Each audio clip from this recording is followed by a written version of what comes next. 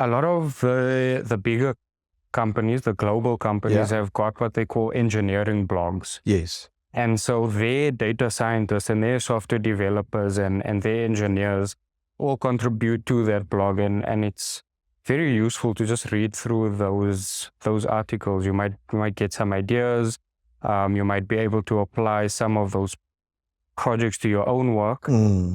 But it is an act of conscious effort that you have to decide, okay, I'm going to keep up with what's going on in the field.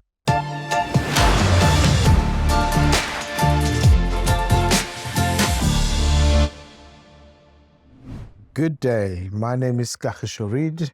Welcome to another podcast of Discover Talent with Vico.net. Today I am with Mohamed Variawa. Did I say it correct? Variawa, yes. Variawa. Yeah. Beautiful surname. Welcome, sir. Thank you. It's good to be here with you. Now, you're a senior data scientist. What's happening in the world of data science? Well, data science is a very broad world, so there's a lot of things happening. I think the thing everyone would be familiar with right now is ChatGPT and generative AI in general. But other than that, there's a lot of exciting research, and it's just an exciting space to be in. Yeah. And I couldn't help but notice that you yourself, research is something that you are involved in, whether you are doing articles, journals, conferences, and so forth. Anything of interest that you're working on? At the moment, I wouldn't say anything of interest in the research space, but I am working on or contributing to a data science blog. Okay. And the purpose of that is really just to introduce the data science field to people who might want to get into it, or people who might want to know more about it, but just don't necessarily want to do a course just yet, or don't necessarily want to go for classes just yet. So the blog is just meant to be like a gentle, palatable introduction to what data science actually is. Yes. Yeah. And when can we expect that to be available, or it's still in its early? So it's still in its early stages for sure, but there are already some posts available. So it's a Medium blog, hosted by the Medium platform, and I've just got a few posts already around, like I said, what data science is, some tutorials for people to check out if they want to, and then also explore some pathways for people who may want to get into the field and don't know where to start. Yes. Yeah. And that's excellent. And maybe let's pick up on that. What got you started in the field? That's a very good question. If I think back, so my undergraduate studies was in computer science and applied math. And towards the end of my undergraduate degree, I honestly just had no idea for what I wanted to do as a career, to be honest with you. The sort of traditional career paths in the computer science world would be software development or web development, app development, but none of those really spoke to me personally. Those are good careers, very important, very beneficial. And it was in my honors year. I did my honors in computer science. I had courses on data analysis and machine learning, and immediately I would say I was taken by those topics, and I knew, okay, that's where I want to be. That's the space I want to be in. Yeah. And machine learning, you also teach that, don't you? Is that in a formal work setting, or it's like a side gig? It's more of a side gig, I would say. It's more of a side gig, working as it's called a data science coding mentor position. But that's more of a side gig after hours and on weekends. Yeah. But you seem to have this passion for I nearly said, the academic world, but I think kind of translating knowledge, right? Yes. In getting people to see some self-improvement, Yes. and so forth. What is it in data science? So why are you seeking to get, if you like, a movement going, right? Yes. There must be something. Well, what is the driver? So for me, I think it's just like you said, I'm really passionate about the field and about the career. And I think I'm lucky or blessed, whichever word you want to use in that regard, because not many people can say that they passionate about their careers. And I just, where the next part comes in wanting to bring more people into the space is that the more people that are in the space, and the more the space grows, the more that is possible. It's one of those things as in any scientific discipline where the more isolated you keep it, the more you limit the possibilities and the potential. But the more people you have in the field, the more potential there is for the field to grow and new possibilities to emerge. And I think for me, that is definitely a key part. And the second factor would also just be in our country, which is South Africa, I think it's really important to get people upskilled, especially in not specifically data science, but upskilled in the digital sphere. Okay. Because we've got a lot of potential in this country to be a global player. In the digital sphere, in the AI sphere, in the data science sphere. And I guess I just want to do my part to help us get there. Yeah. No, I couldn't agree with you more.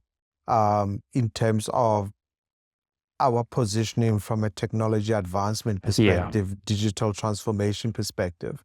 That said, others are not standing still, right? Yes. They're advancing, they're catching up, they're ahead of us.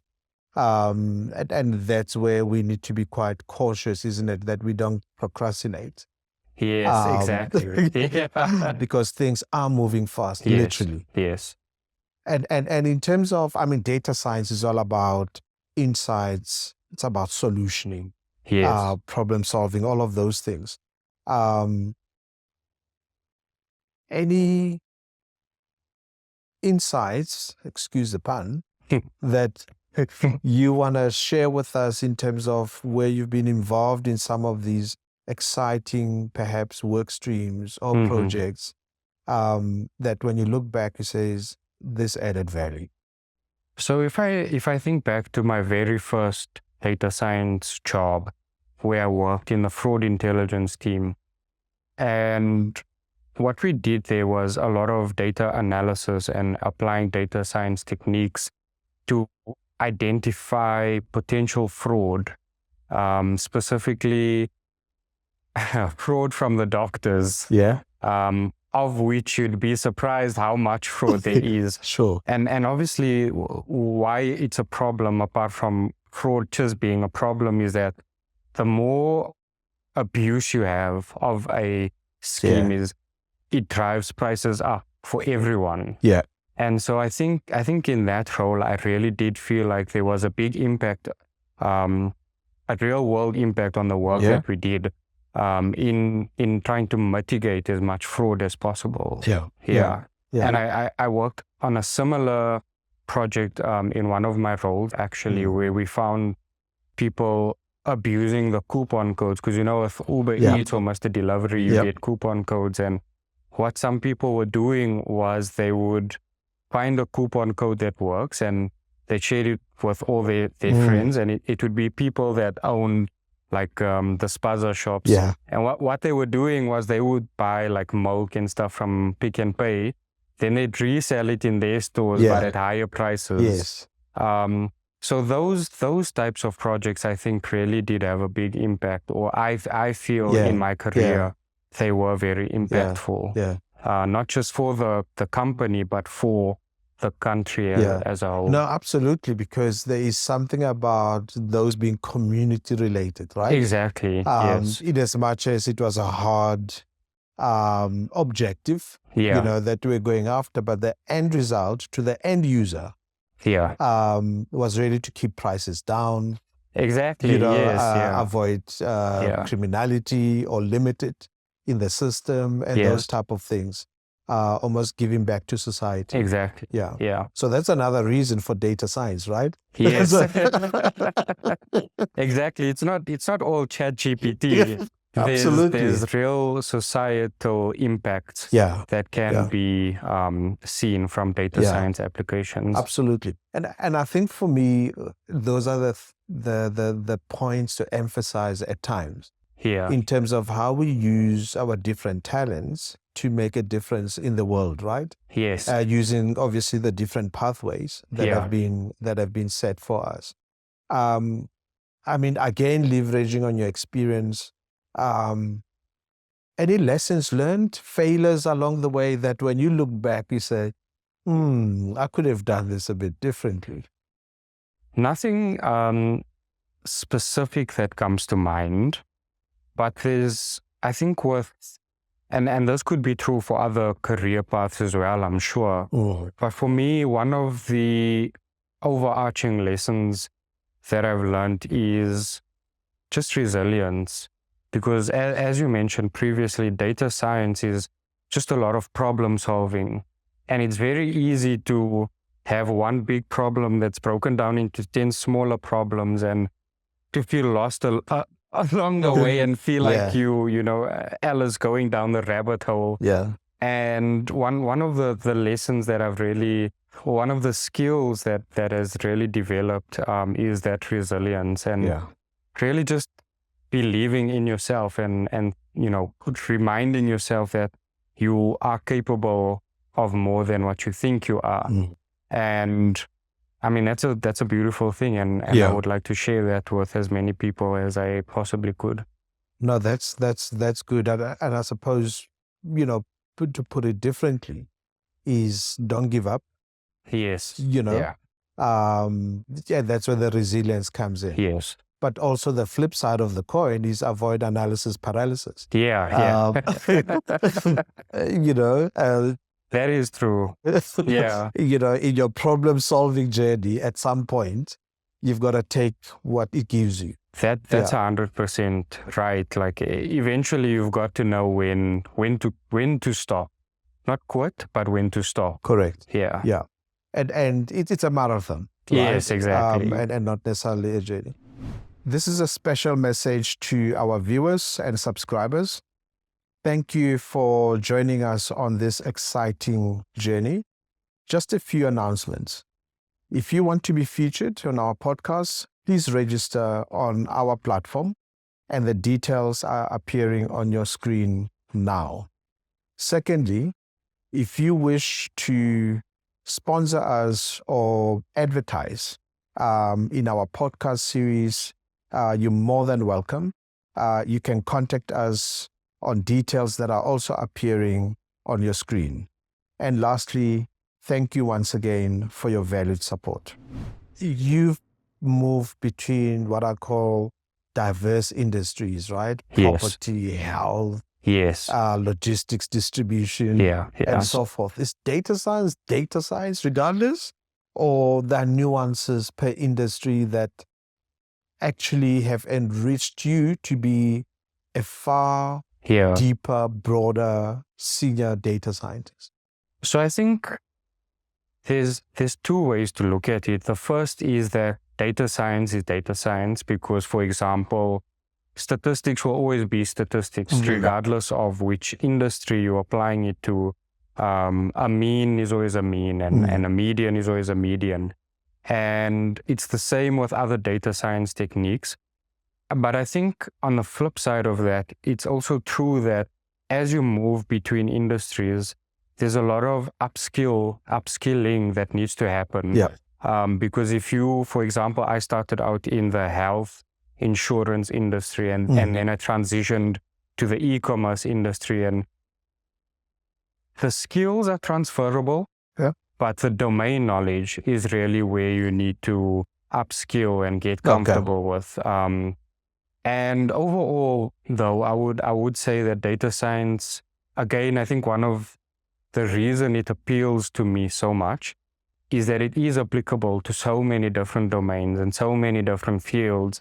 And again, the skills are transferable, and the domain knowledge is just where you might need to upskill as you move between industries. And how do you keep up with all these advancements? I mean, like, you know, you look back 3 months ago and you say, what happened? Right. Firstly, do you have to get paranoid about it? But in general, how do you keep abreast with developments in your field? So that's a good question. I don't get paranoid about it, thankfully. I don't think any data scientist should get paranoid about it. But to stay up to date with the field, it's an active, conscious effort. You've just got to be interested in reading, and you don't necessarily have to go out and find all these very niche research papers and research articles. But there's a lot of information online. But it is an active, conscious effort that you just have to decide that, okay, I don't want to fall behind. Because other data scientists are not falling behind, and I think that's all it comes down to. But again, I wouldn't say it's something to be paranoid about, because what you'd find is that if you've got the current accepted machine learning algorithm for a particular problem achieves 98% accuracy, and then there's a research paper that comes out and it achieves 98.2% accuracy, like in the real world, it's not going to matter that much. Not something to be too paranoid about, but it is good to keep up with advancements, especially in your field, in your domain. And that's something that I do try. And a lot of the bigger companies, the global companies, have got what they call engineering blogs. And so their data scientists and their software developers and their engineers all contribute to that blog, and it's very useful to just read through those articles. You might get some ideas. You might be able to apply some of those projects to your own work. But it is an active, conscious effort that you have to decide, okay, I'm going to keep up with what's going on in the field. No, that's excellent. And your view about the quality of talent we're producing in the country? Are varsities producing talent with the right knowledge to enter the world of work, or there is still gaps in there? I could probably talk a lot about this because I've got a lot of opinions.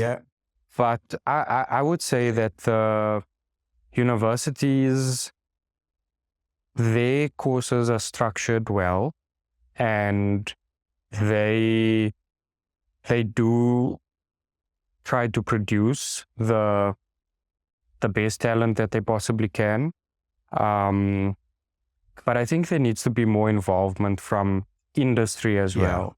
So for example, one of the social initiatives that we do in my current role is that we send some of our internal data to the Cape Peninsula University of Technology, and their students use it as part of a research project.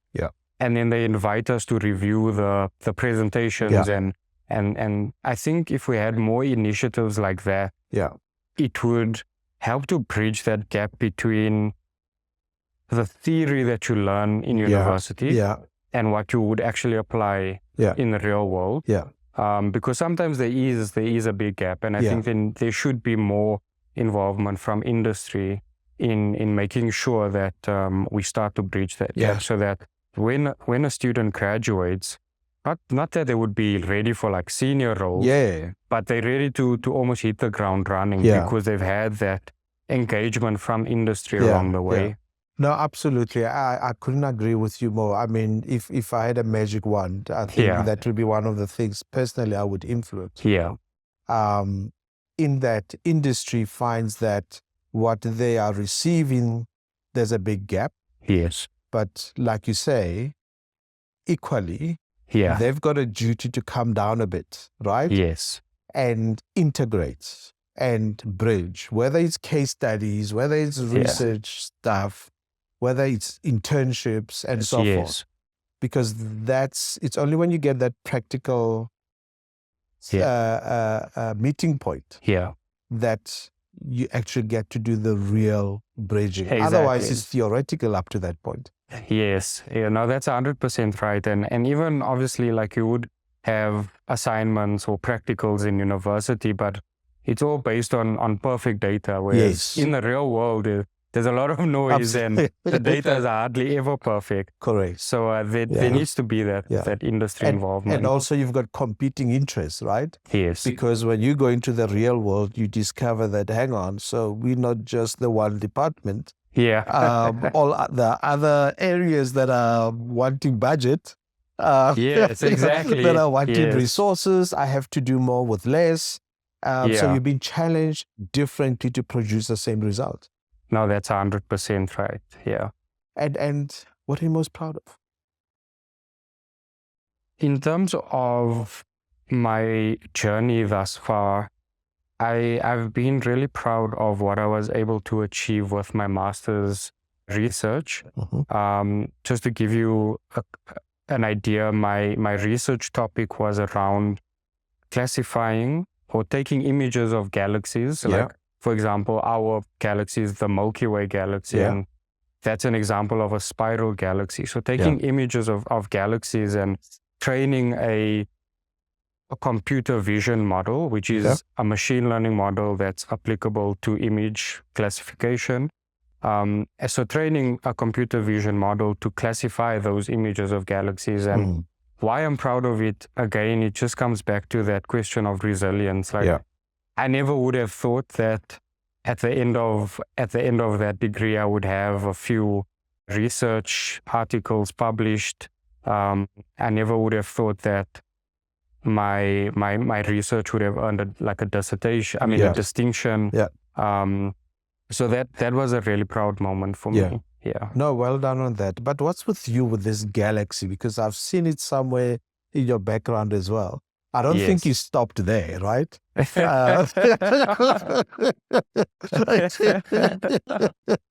the truth is that originally I wanted to be an astronomer and I wanted to study astronomy.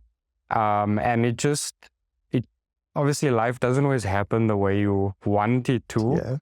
But I have no regrets about that, because I think that it's very likely that even if I had gone down that route, I would have ended up in data science anyways. And again, the benefit of being in the data science space is that it's applicable to all these different domains. And so it's very possible that in the future, I might find myself transitioning to a role in the astronomy field or in the healthcare field. But that's where the master's research topic comes from, and all the galaxy related stuff in my background. It's because I wanted to be an astronomer. No, absolutely. But thank you for our conversation. Really enjoyed it. Thanks for having me. Ladies and gentlemen, Mohamed Variawa, an aspiring astronomer, so watch out. You never know. And is very resilient. So, we really wish you all the best. Thank you so much for having me. Thank you. It's been great chatting.